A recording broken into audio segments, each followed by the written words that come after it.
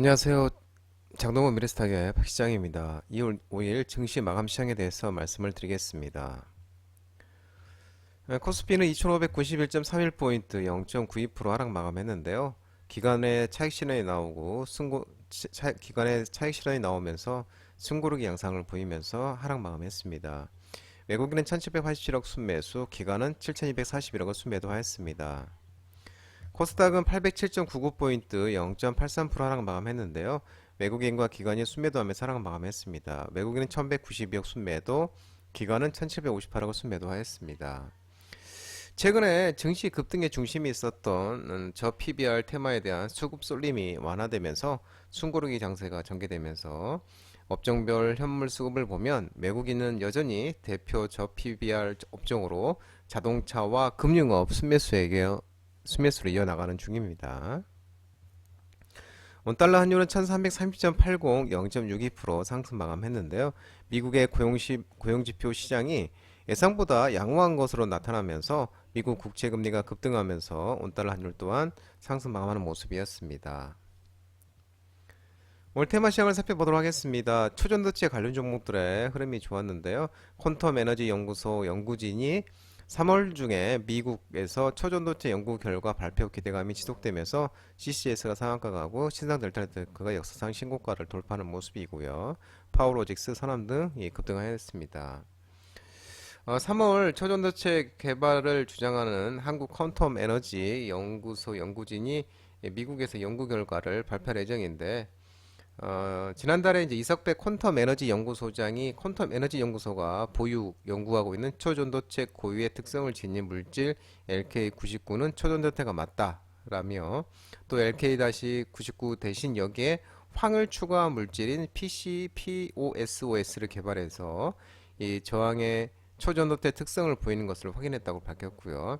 또 이제 아울러 함께 연구 중인 김현탁 미국 옐리엄 엠메리드 연구 교수가 오늘 3월달 학회에서도 발표할 계획이라고 지금 덧붙였습니다. 그러면서 초전도체 관련 종목들의 흐름이 좋았고요. 자동차 대표주 부품 관련 종목들이 오늘 또 흐름이 좋았습니다. 긍정적 주주 환원 정책과 또 정부의 기업 밸류업 프로그램 이 기대감 속 저평가 매력이 부각되면서 지속적인 부각으로 되면서 자동차 부품 관련 종목들의 움직임이 좋았는데 현대차, KG 모빌리티, 모베이스, 화승 RNA, 서현이와 덕영산업 등 자동차 대표주 부품 관련 종목들이 반등이 좋았습니다. 외국인 투자자의 참여로 저 PBR 주식이 강력한 트렌드로 안착하고 있는데 저 PBR 견조한 실적, 강력한 주주 환원 기업들을 중심으로 외국인 투자가 집중되고 있습니다. 또 고금리, 지정학적 리스크, 각국의 선거로 불확실성 환경에서 미래의 고성장 비전보다 현재의 주주 환원이 더 매력적인 투자 포인트가 되고 있다고 지금 설명이 나오는 모습인데요. 또 중국에서의 자본 엑스더스, 일본의 기업 가치 재고 사례와 토요타 품질 문제, 현대차 그룹의 주주 환원 정책이 겹치면서 현대차, 기아차 중심으로 이 자동차 업종 리레이팅이 예상된다고 밝히고 있는 모습이고요. 어, 현대차, 기아 실적 발표 1월 25일부터 이어진 주가 급등은 이제 긍정적인 주주 환원 정책, 24년 가이던스, 올해 정부의 기업 밸류 프로그램에 대한 기대감, 그다음에 현대 기아차의 저 PBR 매력이 부각됐기 때문인데요. 현대차 기아는 또 최근에 급등에도 불구하고 여전히 올해 실적 기준 퍼가 4.8배, 5.3배, PBR은 0.5배, 0.8배 수준이라고 밝히고 있는 모습입니다. 또 올해 추정 실적 기준이 ROE가 각각 10.9%, 16.3%에 달하는 것에 비하면 저평가 상태라고 밝혀지고 있는 모습입니다. 또 현대차가 인도법인 올해 말 IPO를 위한 초기 단계 협상을 진행 중이라고 지금 전해지고 있고요. 현대차는 250억에서 300억 달러의 기업 가치를 평가받을 수 있을 것으로 기대하고 있고 이후 주식 일부 상장을 해서 최소 30억 달러를 주식시장에서 조달할 계획이라고 알려지고 있는 모습입니다.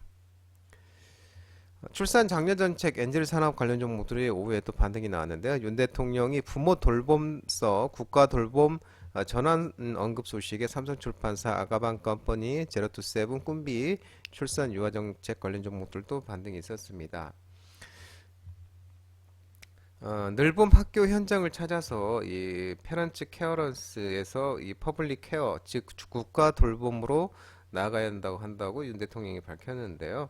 올 상반기 2,000개 학교, 하반기에는 전체 학교로 늘봄 학교를 확대하고 2026년까지는 초등학교 9학년까지 전부 이런 혜택을 누릴 수 있도록 해나갈 계획이라고 언급하면서 관련 종목도 움직임이 있었습니다. 늘봄 학교란 학교와 지역사회가 연계해서 아침 수업 시간 전부터 최장 오후 8시까지 정규 수업 위에 종합 교육 프로그램을 제공하는 정책으로 부모의 돌봄 부담을 줄여서 경제활동 여건을 개선하고 동시에 아이들이 지역과 무관하게 좋은 환경에서 자라나기 위해서는 사교육보다는 학교 역할 확대가 필수하다는 취지로 만들어진 게 이제 늘봄 학교라고 합니다.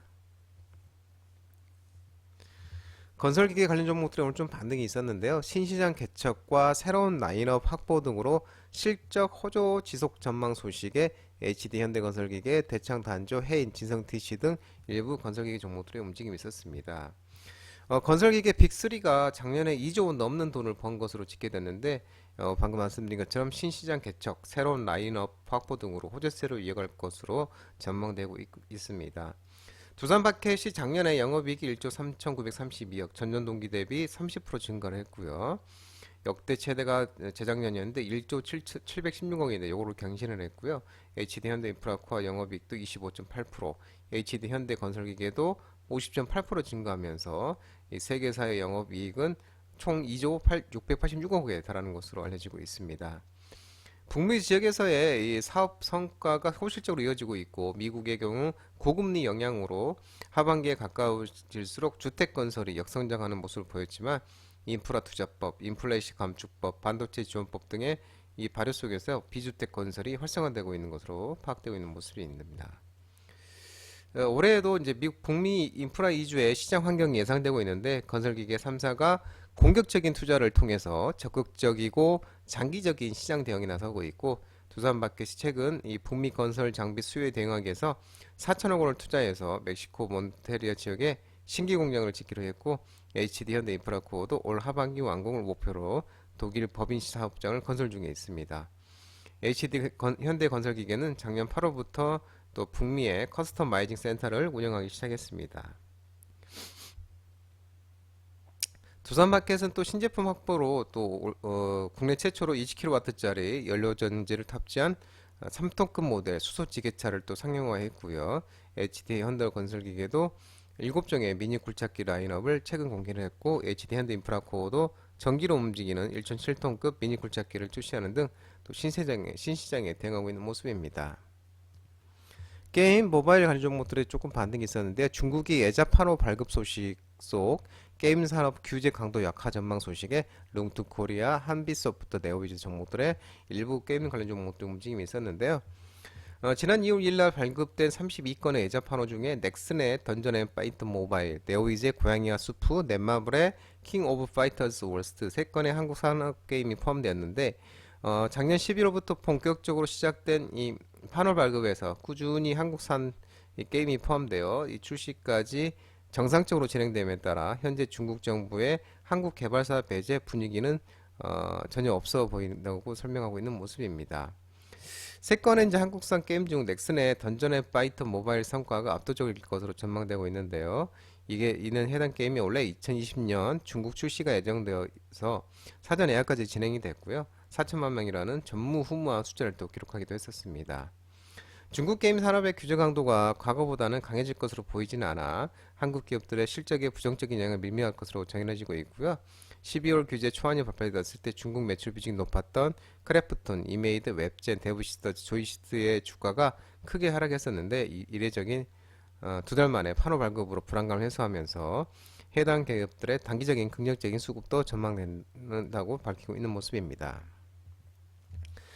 단기 급등에 따른 차익 실현 매물이 출회되면서 은행, 증권, 생명, 보험, 손해보험 등의 하락을 했습니다. 그럼 신한지주, KB금융, 하나금융지주, JB금융지주, 한국금융지주, 삼성증권, 흥국화재 등 이런 또 하락을 했고요. 차익 실현으로 또한 아울러 지주사들 철강, 화학, 자동차, 건설, 섬유유통 등 여타 저 PBR 관련 테마도 하락을 했습니다.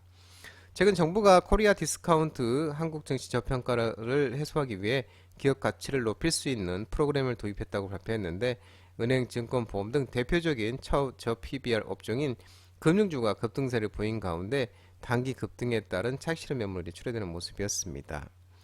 하반기 반도체 업황 재둔화 우려 소식에 반도체 관련 종목들이 일제히 하락을 했는데요. DB하이텍, 삼성전자, QRT, 이미지스, 레이저셋, 유진테크, 제우스 등 이런 종목들이 이제 하락을 했습니다. 4분기 재작년 4분기 2020년 4분기 경기 선행 지표들의 반등이 작년 반도체 업황의 호전을 이끌었으나 최근 일부 경기 선행 지표의 재둔화 가능성은 올해 2분기 업황에 대한 우려를 불러오고 있다고 얘기가 나오고 있고요. 역사적으로 반도체 주가를 후행해온 OECD 경기 선행 지수가 12월 현재 100.4까지 14개월간 상승세 지속 중이고 OECD 경기 선행지수 상승 사이클의 평균 지속 기간이 14개월이라는 점은 우려 요소라고 좀 설명하고 있습니다. 그 14개월 나왔기 때문에 그러겠죠.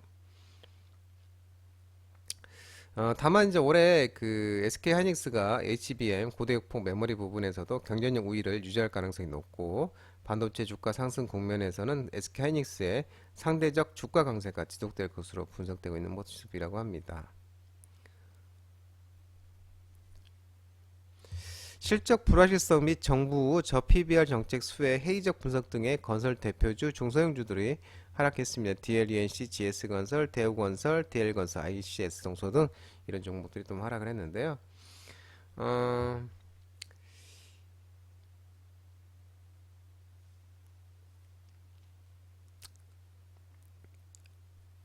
이들 5개 건설사가 커버리지 5개 건설사의 4분기 작년 4분기 합산 영업이익 3,813억을 기록했는데 합산 컨센서스는 47.7% 하회하는 것으로 나타났습니다. 삼성 엔지니어링을 제외하면 컨센서스 하회는 폭이 78.3%로 커지고요. 이게 주택 도급 사업을 영위하고 있는 건설사들이 주택 현장에서 예정 원가를 상향 조정하거나 준공을 앞둔 현장에서 돌관 작업을 진행하거나 도급 공사비 증액 협상을 종결짓지 못해서 일어난 일이라고 얘기가 나오고 있는 모습이고요. 매 분기마다 돌림 노래처럼 반복되는 원가율 압박에도 준공 전후 미분양 현장에서 회수 가능성이 낮아 보이는 이 매출 채권을 또 대손상각하는 일도 발생했습니다. 이게 대우건설인데요. 또 작년에 4개 건설사 합상 주택 분양 착공 세대 수도 46,701세대밖에 불과하고 미분양 주택이 다시 또 고개를 들고 있으면서 현재 올해 착공 목표 또한 달성을 장담할 수가 없기 때문에 주택 원가율도 2025년까지는 90% 선을 유지할 것으로 언급하고 있는 모습입니다. 또한 그 최근에 저 PBR주에 대한 시장 선호도가 크지만 ROE 상승세를 내다볼 수 없다면 그 또한 허상이고 실적 변동성이 큰 건설업 특성상 ROE는 꾸준하게 상승하기 어렵다고 밝히는 모습이고요. 주주 환원 성향을 높이면 되겠지만 부채 비율이 높고 모발 채무 부담이 있는 업종 특성상 보유한 현금을 주주의 환원한 정책을 확립해 장기간 유지하기는 어려운 것이 현실이라고 합니다. 그러면서 건설 관련 종목들이 하락하는 모습이었습니다. 장동훈 미래스탁 전화번호는 166-3797입니다. 끝으로 장동훈 대표 유튜브 채널 구독과 좋아요 많이 부탁드리고요. 알림 설정도 꼭 해두시기 바랍니다. 유튜브 채널에 보면 공유가 있습니다. 공유, 소개 링크 많이 부탁드리고요. 유튜브 장중 라이브 무료 방송 진행하고 있으니까 혼자 하기 힘드신 분들이나 도움이 필요하신 분들은 언제든지 오셔서 많은 도움 받아가시기 바랍니다. 오늘 또 한 주간 시작하는 월요일 시장 모든 분들 고생 많으셨고요. 남은 시간 평안한 시간 되시기 바랍니다. 감사합니다.